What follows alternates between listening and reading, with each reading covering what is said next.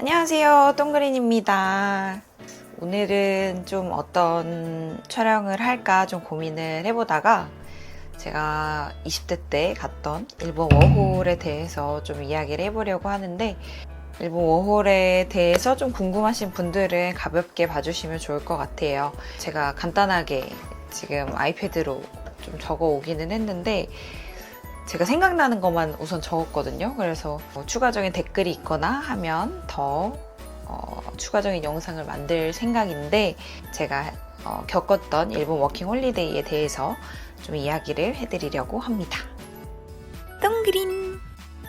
저는 일본 워킹 홀리데이를 가게 된 이유 먼저 말씀을 드리자면, 이전 영상 보신 분들은 아시다시피 제가 이제 승무원 준비를 한 2년간 쭉 하다가 공채도 안 뜨고 붙지도 않는 것 같고, 그래서 뭔가 제 스펙을 좀 더 올리고 싶다 이런 마음이 강한 때였어요. 근데 그런 와중에 공채가 안 뜨고 계속 아르바이트만 계속 했었거든요. 근데 원래부터 제가 일본 문화도 좋아하고 일본 여행도 그때만 해도 한 5번 이상을 갔던 것 같아요. 어차피 한국에서 아르바이트를 할 바에 일본에 가서 일본어로 아르바이트를 하면 조금 더 내 일본어 실력도 늘고, 아르바이트를 하는데 일석이조인 거잖아요, 아무래도. 그쵸? 그래서 진짜 딱 필이 꽂혔던 거는, 아르바이트를 해서 점장한테 혼이 나더라도 일본어로 혼나고 싶다. 그러면 이제 진짜 하나라도 더 배울 수 있으니까. 한국에서는 그냥 돈만 버는 수단이 아르바이트였다면, 일본에 가면은 아르바이트를 하면서 돈도 벌고 일본어도 배우고 문화도 느끼고 일석이조, 일석삼조의 효과가 있었기 때문에, 이럴 바에 그냥 일본 가서 아르바이트를 하지, 못하러 내가 한국에서 계속 이렇게 시간 보내면서 공채가 언제 뜰지도 모르는데 여기서 계속 이렇게 일만 하다가 허송세월 보낼 바에 일본에 가자, 이런 확신이 들었어요. 동그린!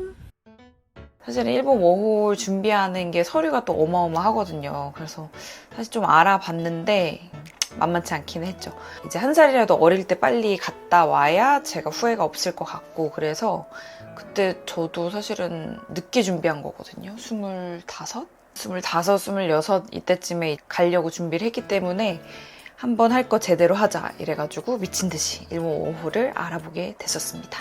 그렇게 해서 일본을 가려고 했는데 또 엄마 아빠가 반대를 하셨죠. 왜냐면 뭐 여기서도 일본어 공부할 수도 있고 굳이 왜 위험하게 가냐, 이렇게 이야기를 하셨는데, 그래도 뭐 미국으로 가는 것보다는 아무래도 뭐 한국이랑 가깝고, 그래서 부모님께 확실히 말씀을 드렸죠. 근데 이제 엄마가 뭐 초기 비용은 지원을 해주지 않겠다, 그래서 너가 직접 돈을 벌어서 가면 인정을 해주겠다, 이런 이야기를 했거든요. 너가 직접 돈 벌어서 알아서 가라, 이렇게 얘기를 했어요. 근데 이제 엄마가 지원을 해주지 않겠다는 의미였죠. 엄마 아빠가 저의 의지를 좀 보신 것 같았어요. 그래서 그때 바로 쿠팡 사무직으로 아르바이트를 시작을 해서 150인가를 모아서 갔었죠. 150인가를 딱 모아서 보여드렸더니 이제 얘는 정말 가고 싶구나 를 느끼셨던 것 같아요. 동그린! 그리고 그 다음으로 바로 이제 준비해야 될 게 계획서랑 이유서, 서류죠. 저도 뭐 블로그에 떠돌아다니는 이유서랑 계획서를 되게 많이 봤던 것 같아요. 그리고 저는 또 미디어 디자인 과다 보니까 좀 디자인 쪽으로 많이 예쁘게 꾸미려고 했었거든요. 근데 사실 내용이 훌륭하면 굳이 막 디자인으로 안 해도 되기는 했는데, 그게 뭐 이왕 A4용지에 내가 꾸밀 거 조금 더 내 전공을 활용해서 좀 예쁘게 꾸며보자 해가지고 사쿠라도 넣고 벚꽃도 넣고 막 되게, 그때 당시에는 지금 보면 좀 촌스러운데 그때 당시에는 최대한 이유서 계획서가 좀 예쁘게 보이는 바람으로 열심히 꾸몄던 기억이 납니다. 너무 추상적으로 작성하면 안 된다고 해가지고 저도 되게 구체적으로 작성을 했었어요. 그리고 이유서와 계획서는 추상적으로 작성해서도 안 되고 진짜 단순히 돈 벌러 왔다 이런 식으로 작성을 하면 떨어진다고 하더라고요. 그래서 제가 일본 워킹홀리데이를 가기 위해서 일본을 얼마나 좋아하는지, 일본 문화를 얼마나 좋아하는지에 대해서 좀 심도 있게 고민을 하고 작성을 했었던 것 같아요.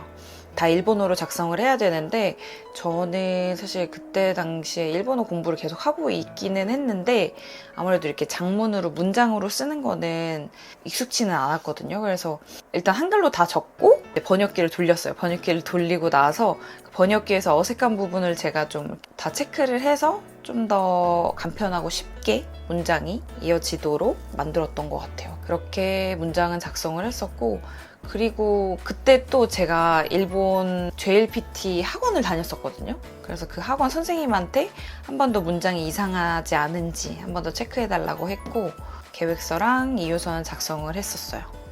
그리고 추가적으로 디자인도 예쁘게 꾸미고, 그래서 딱 봤을 때 한눈에 들어오게 내가 왜 가고 싶은지도 작성을 하고, 그리고 가서 내가 무엇을 할 건지 또 구체적으로 작성을 했었습니다. 그 이유서와 계획서를 제대로 작성하지 않으면 거기부터 떨어진다고 해가지고, 또 떨어지면 계속 떨어진다고 들었어요. 그래서 한 번에 붙자라는 생각으로 계속 이유서와 계획서를 계속 반복적으로 보고 또 고칠 거 고치고 막 이렇게 했던 것 같아요. 만약에 자료를 찾게 되면 여기 한번 띄워보도록 하겠습니다. 그리고 세 번째로 이제 초기 비용인데, 아까도 말씀드렸다시피 초기 비용이 한 100만 원에서 200만 원 정도 가지고 가서 한 달 정도 생활을 한 다음에 한 달 후에 아르바이트를 구하면 거기서 돈을 버는 그런 식으로 했었는데, 저도 막 돈을 많이 가져가지는 않았거든요.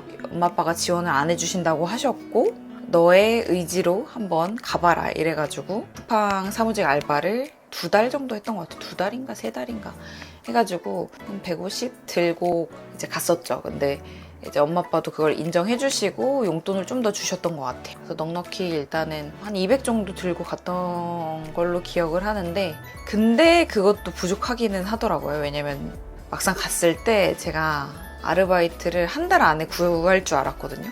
근데 이제 원하는 아르바이트를 하고 싶다 보니까 한 달 더 걸렸던 것 같아요. 한 달 반 정도? 겨우 아르바이트를 구했었죠. 동그린.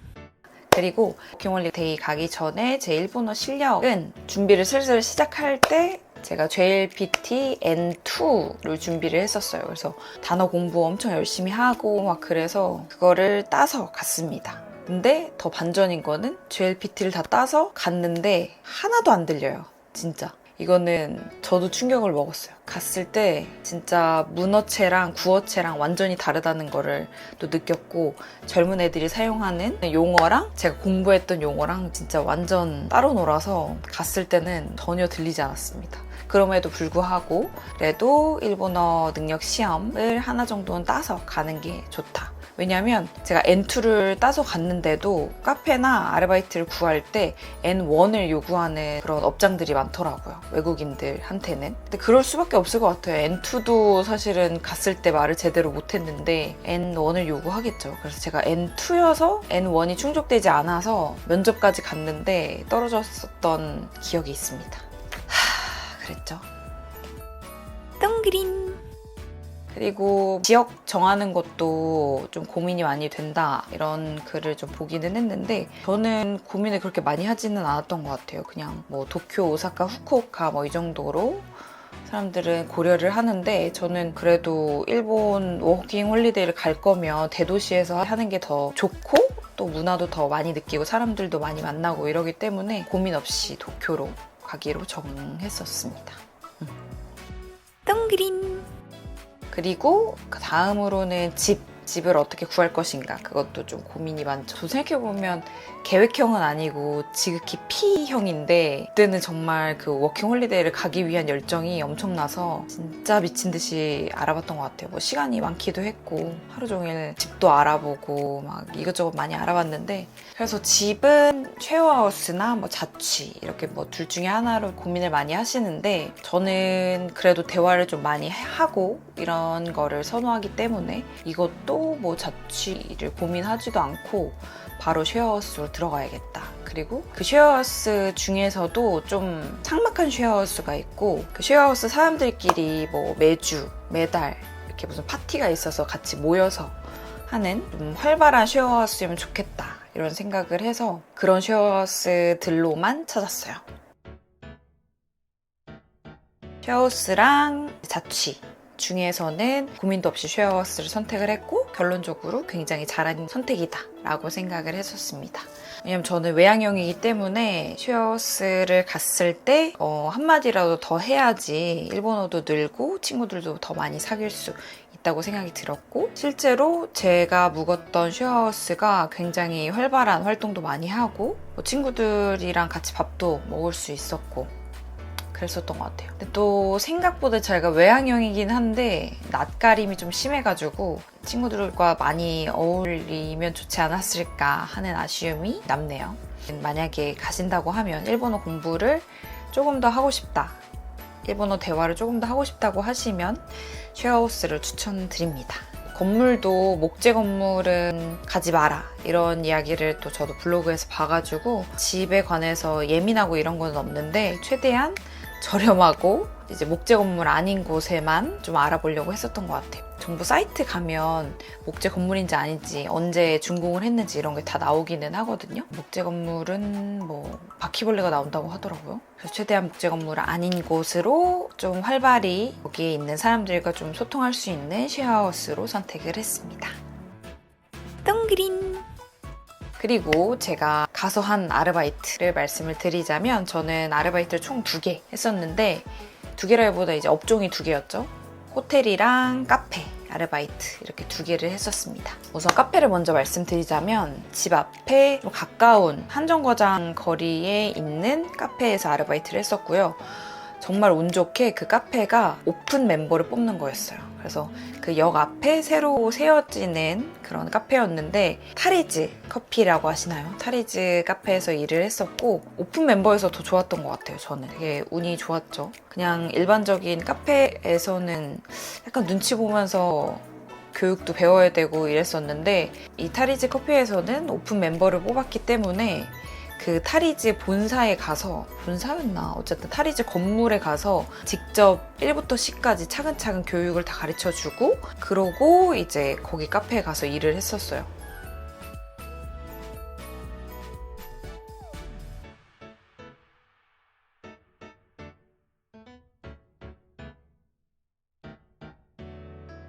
그래서 되게 그것도 새로운 경험이었죠. 그냥 카페에서 현장에서 배우는 게 아니라 다른 데도 그런가요? 어쨌든 모르겠어요. 그래서 그냥 본사에 가서 1부터 10까지 그 본사도 구경하고 막 그랬었어요. 그래서 이 카페를 제가 너무 가고 싶어서 자기소개, 뭐 저의 장단점 막 그런 면접 때 물어볼 만한 것들을 정말 공부를 열심히 했었습니다. 근데 그 전에도 제가 아르바이트 면접을 계속 봤었거든요. 근데 한 달 차에 계속 떨어지는 거예요. 카페 아르바이트가. 뭐 JLPT N1을 딴 사람들만 면접을 본다 이런 것도 있었고 면접 분위기도 다 다르고 막 그랬었는데 이 타리즈 커피는 아예 진짜 정식으로 어떤 한 건물에 가서 막 3명 앉아있고 그 앞에 면접관처럼 그 인사과분, 타리즈 인사과분이 이렇게 앉아서 막 이렇게 면접을 봤었던 기억이 나거든요. 그것도 진짜 생각해보면 좋은 경험이었던 것 같아요. 근데 또 운 좋게 그분이 저를 좋게 봐주셔서 붙었고 아주 뿌듯하게 잘 다녔어요. 저는 그 카페에 좋은 기억만 남아있어서 그 카페 아르바이트는 정말 좋았습니다.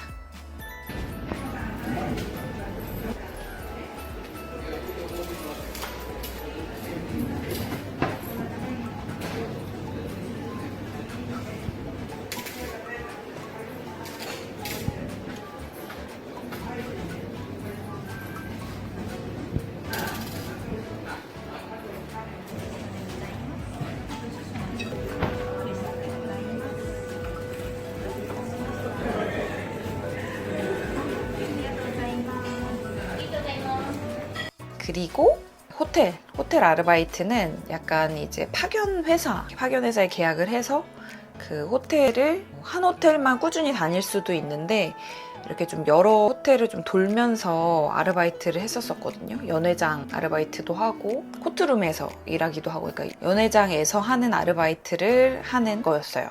호텔 아르바이트가 뭐 다 그렇겠죠. 그래서 그 파견 회사에서 계약을 하고 꾸준히 가능한 호텔에 불려가서 거기서 아르바이트를 하고 오는 시스템이었습니다. 근데 제가 한 호텔에서 좀 되게 저를 좋아해 주셔가지고 그 호텔만 꾸준히 갔었던 기억이 나거든요. 그래서 그 호텔이 가장 기억에 많이 남아요. 거기가 되게 진짜 5성급 완전 호텔, 큰 호텔이었어요. 그것도 진짜 저한테는 큰 경험이었던 것 같아요. 그리고 와서도 이제 승무원 면접 준비를 하거나 다른 면접 준비를 할 때 이런 경험에 대해서 좀 녹여서 답변을 했던 기억이 있습니다. 뭐 기억에 남는 거는 제가 그 피겨 스케이팅 하시는 안도미키 아시나요? 연말 행사 같은 걸 했었는데 안도미키를 봤던 기억이 있어요. 그래서 지나가는 분이 있길래 되게 닮았다 이러고 이제 서서 있는데 무슨 이렇게 드레스를 입고 오셨는데 등이 그 등 근육이 엄청 발달되어 있는 거예요. 그래서 그걸 보고 아 맞다. 저 사람은 안도미키다 이렇게 해가지고 그 안도미키를 봤던 기억이 있고 아무튼 저는 호텔도 굉장히 재밌었어요. 근데 그 호텔에서도 되게 에피소드가 되게 많았던 게 한번 제가 일본어를 이해를 못해가지고 그 홍차를 제가 들고 있으라고 했었나? 근데 제가 그걸 버려버린 거예요. 버렸는데 그 거기에 있던 지배인이 엄청 저를 혼냈죠. 근데 저는 이제 그 일본 오기 전에 혼이 나도 일본어로 혼나자라는 그 모토가 있었다고 했잖아요. 그거를 직접적으로 겪게 된 거예요. 근데 무슨 말을 하는지 하나도 안 들리고 그냥 나를 엄청 꾸짖는, 그래서 되게 뭔가 인격적으로 모독을 하는 느낌으로 저를 혼내가지고 그때 화장실에서 눈물을 흘렸던 기억이 있습니다. 뭐 그것도 생각해보면 다 좋은 추억이고 경험이죠. 어쨌든 그래서 호텔도 되게 재밌었고 카페도 재밌었고 지금 생각해보면 뭐 미화가 됐을지는 모르지만 물론 힘들었던 기억도 있어요.